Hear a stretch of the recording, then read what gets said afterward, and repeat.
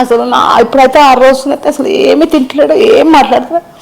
Diocese అయిన రోజు మాత్రమే సాయంత్రం ఒక్కసారి నిన్న నీటికి చూసిండు, మళ్ళీ ఇప్పుడు ఇంతకుముందు ఇది చూసిండు అంతే. ఏమైనా కావాలేమంటే ఇట్లా అన్నాడు, మళ్ళీ అట్లనే పనుకొనే ఉంటుండు 24 గంటలు. డైసిస్ రోజు అయినా కూడా పొట్ట మాత్రం ఇంతున్నది. కండిషన్ ఏం బాగా కంపల్సరీ చెప్పాను ఆయన.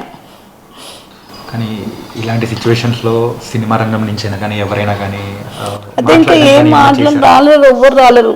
ఈ ఛానల్ అయినా ఇస్తారని వస్తారేమో అని మేము 3 రోజులు ప్రయత్నం చేస్తాం, అయినా కూడా ఇంకా ఎవ్వరు రాలేము. కానీ మీరే దిగులు చెందకుండా ఏంటంటే మనం చేసే ప్రయత్నంలో ఖచ్చితంగా ఎక్కడో ఒక చోట ఎవరో ఒకరన్నా అదే అందుకే కదా నమ్మకంతోనే నేను ఆయన చూస్తారు కానీ ఊరు వస్తారు, ఎవ్వరు ఫోన్ చేస్తుంది. ఆయన ఒక్కసారి మీరు చూడండి, మీరు చూస్తే తెలుస్తుంది ఆయన. కానీ మీరేం వరి అవ్వకండి అమ్మా, ఖచ్చితంగా అన్నకు బాగా అయిపోతుంది. ఇంత ముందులానే మళ్ళీ సినిమాలు చేయాలని కూడా ప్రతి ఒక్కరు కోరుకుంటున్నారు. కానీ మీరు ధైర్యంగా ఉన్నారంటే అన్న కూడా ధైర్యంగా ఉంటారు. మరి చూస్తున్న వాళ్ళు ఎవరైనా కానీ సో దీనికి సంబంధించిన మరి డీటెయిల్స్ అనేది కూడా వాళ్ళ ఫ్యామిలీ మెంబర్స్కి కూడా షేర్ చేస్తున్నాం. ప్లీజ్ దయచేసి ఒక మంచి కళాకారుని మనం కాపాడుకునే బాధ్యత అయితే ఇప్పుడు మనకు ముందు ఉంది. కాబట్టి మీ తోచినంత సహాయం చేయాలని కూడా మనస్ఫూర్తిగా కోరుకున్నాం వాళ్ళ కుటుంబ సభ్యులందరి తరపు నుంచి కూడా.